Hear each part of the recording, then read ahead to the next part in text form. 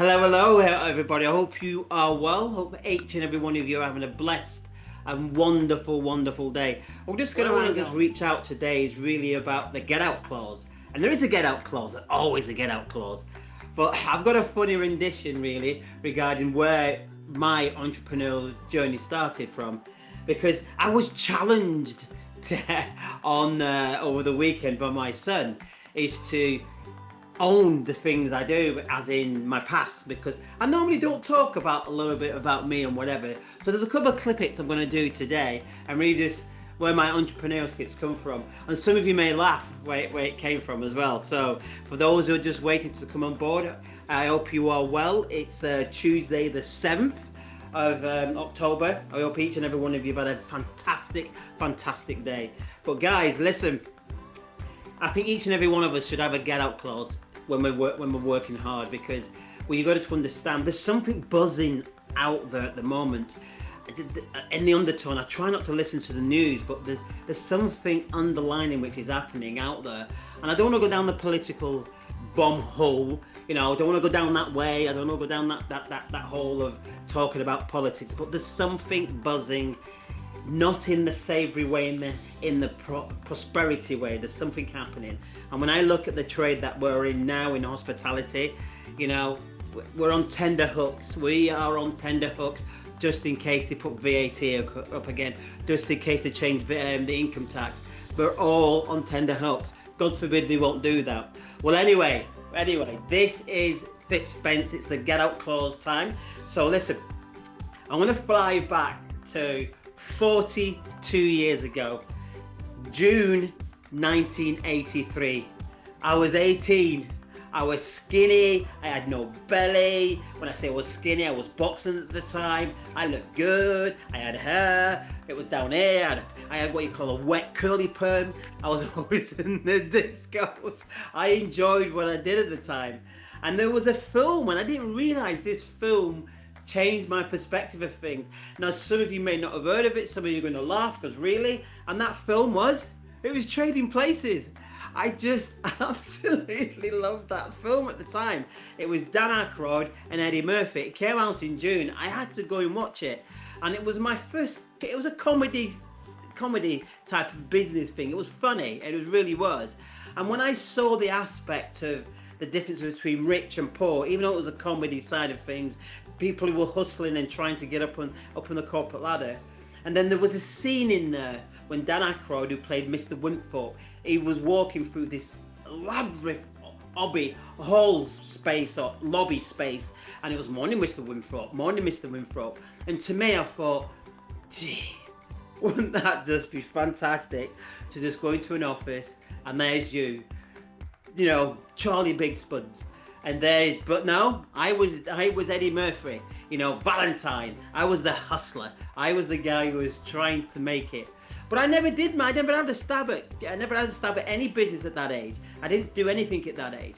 I had a look around at things, but I never had the courage to do it. So I stayed as a chef, and I came in the catering or hospitality side. It was a bit of a fluke how I got into there, because I wanted to be an actor. But at that particular time, at 18, my reading English was dreadful, absolutely dreadful. Reading off a cue card, it was dreadful. I still had my equity card. I still did some extra stuff, as long as I shut up and I didn't get big lines.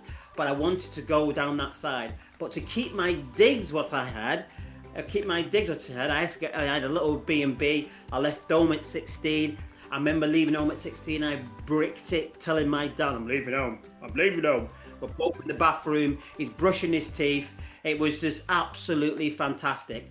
But for me, it was just a phenomenal time just to go through and listen to that film, because it gave me the things I wanted to do. And one of them things was hi Dave, hope you're well. One of them things was to making sure that I had that drive, wanted to do things, and I was quite driven at that age. So there's me going into catering, started peeling spuds to start off with, washing pots, but I got a bug for it, and the coils started grinding in here, and I worked my way up the ladder. So I worked up and down the UK as a chef. You know, I didn't get to the heights of a master chef and Michelin chef at the time, whatever it was at the time then. I didn't get that way, but I did work in some of the great places. I had a little stint in Aubergines, I had a little stint with one or two other big name chefs. So I had them little stints and pots around, but I was never the fine dining guy. I liked good rustic food, so that's why I went down to the Italian side of things, and I loved Italian food. Now my good friend and my best friend to this day that we keep in touch with each other, he was a chef in an Italian restaurant, and I used to pick some of his recipes and start working with that way. But time went on, and as I started going up the ladder, I started thinking about to that film, Trading Places. So I wanted to come out of the catering industry, as in I wanted a briefcase. I wanted to go put a suit on, put a tie on. This is what I wanted to do, all because of that film in 1983, Trading Places. This is what I wanted to do. So from then on, I pursued to do other things. I became a copier salesman. I became a door-to-door salesman. God, I can tell you some stories on that one. But I forgot, and sometimes we do. We forget about the industry we spent decades in, and one of it was catering.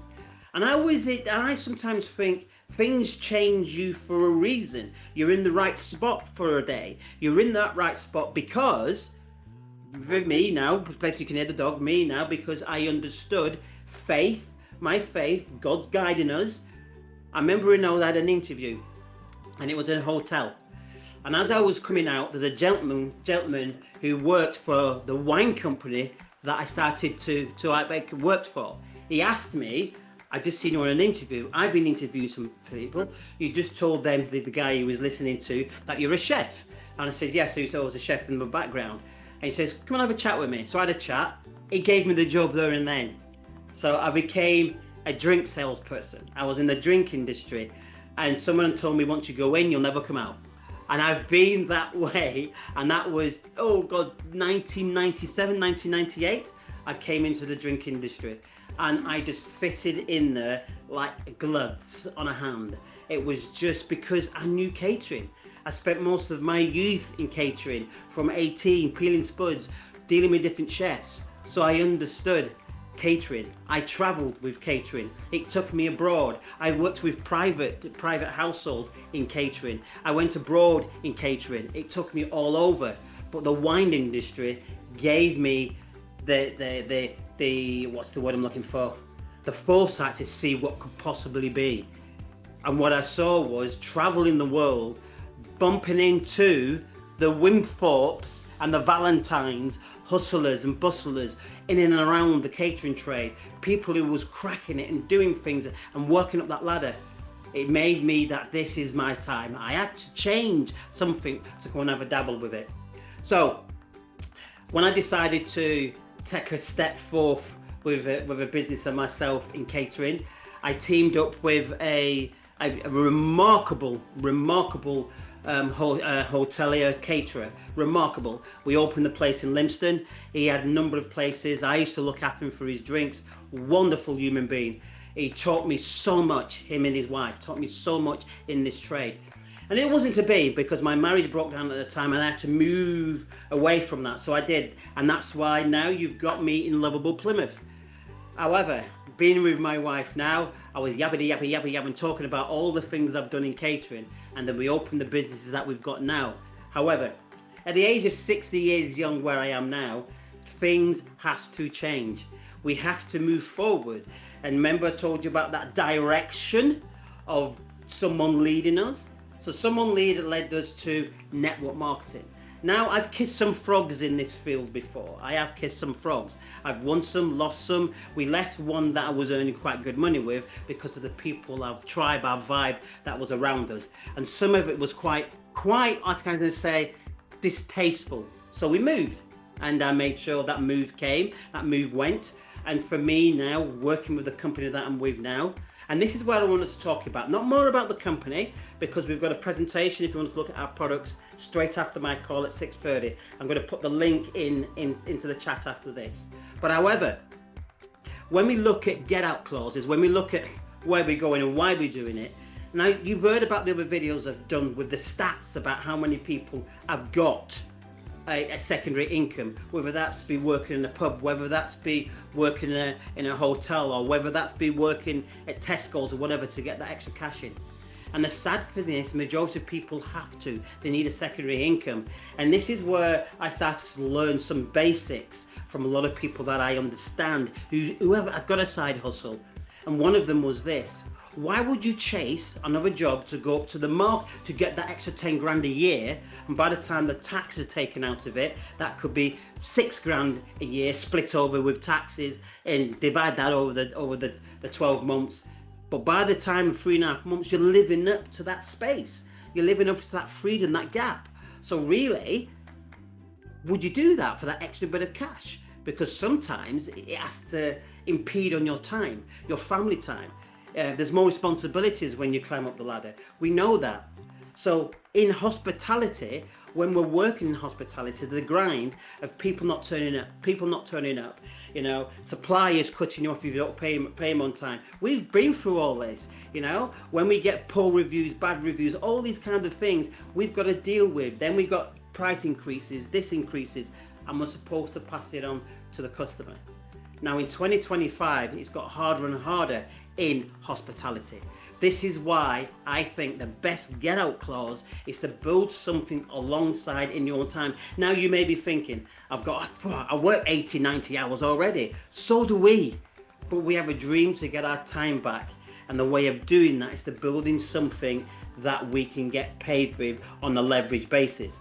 So it's not about just the money. It's about what gives you the most pleasure is, and that's getting my time back so I can do the things I want to.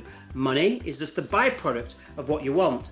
Then we look at financial security. Then we will look at the majority of the hospitality units on the high street.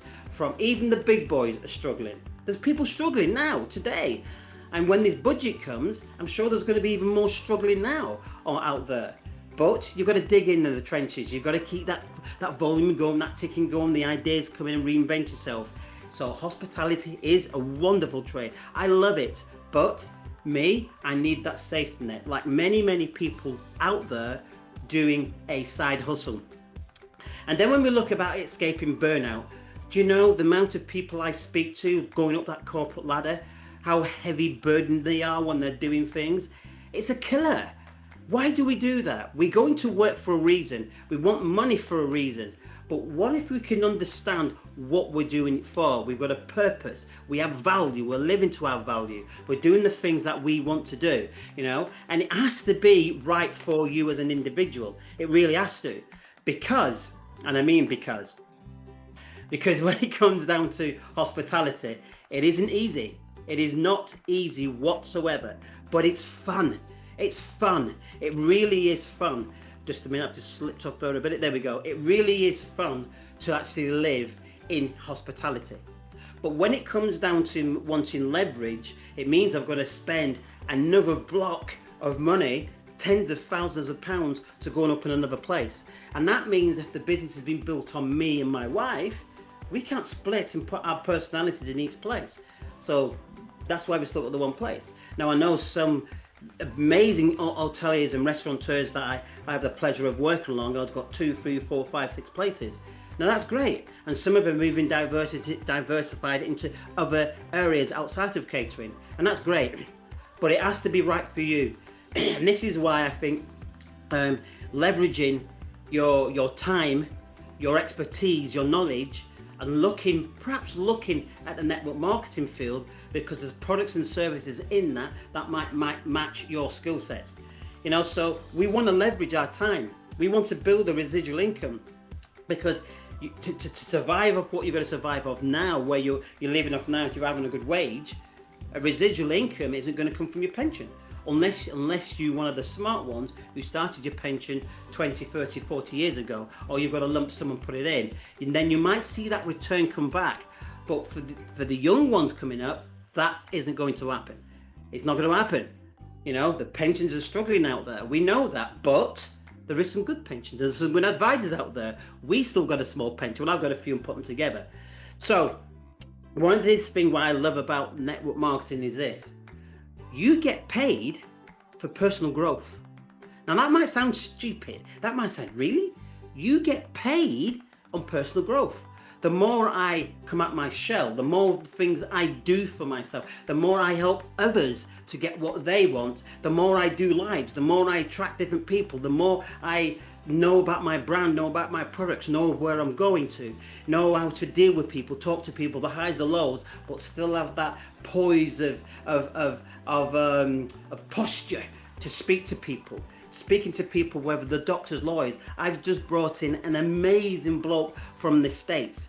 He has built a multi-million-pound business. He's come into my business, a multi-million-pound pharmacy. He's a speaker, an international speaker. Why is he coming into this trade? Why would someone of that ilk, who's built multi-million-pound businesses, come into network marketing? Probably not just about network marketing. He's coming in. Why? Because he saw something about the company I represent, which is Zinzino. And he had a look at it, he broke it down, and that's why he came in. Because he can see something quicker than I can when I looked at it. Because he's from that area of health and wellness. He's from that area, although it's pharmaceutical, a bit different. So when you see about personal growth and where people are going, you understand that network marketing, and especially if you're in the right team. Now remember, if you're looking at this industry, if you're going to look at this industry, there's what you call your strategy partners, and your strategy partners is your team, your vibe.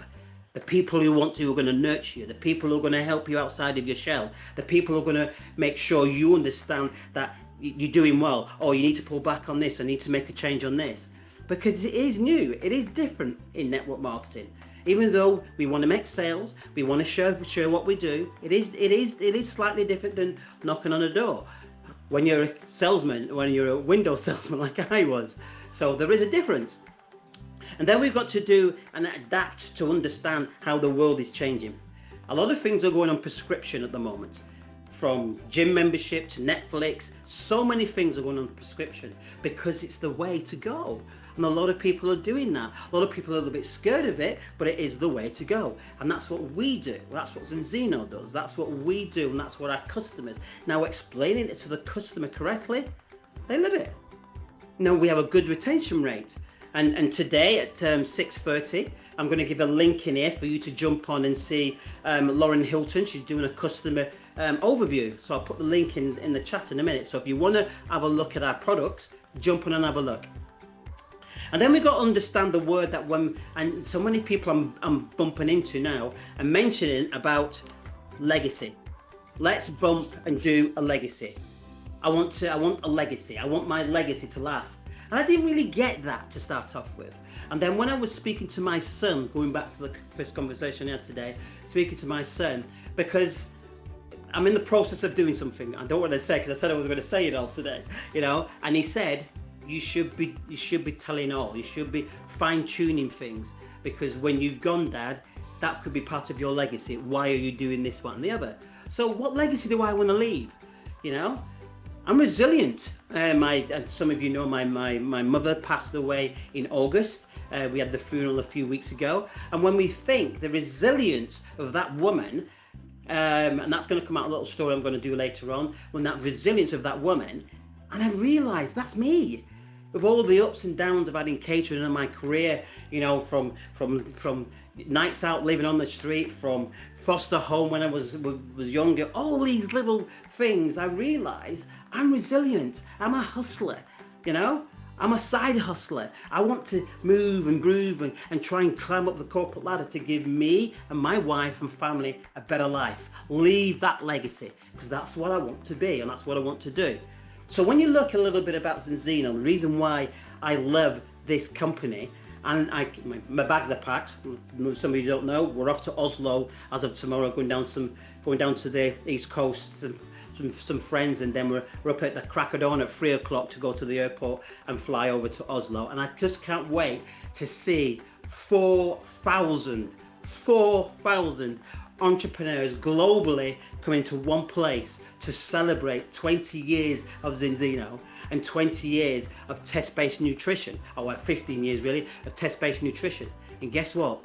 No one has heard of us yet. We've just got started. People behind us have started to come on with their own tests. People have started to come up with different kind of gimmicks. But we have peer reviews too, by the way. We're scientifically backed. We've got sporting ambassadors, professional sporting names that you have heard of, all on our products, and it's growing. We've just gone over the 1 million mark of customers. We're going in the right direction. We've got one of the best retention rates of customers. Why? Because customers that stay in our products know it works.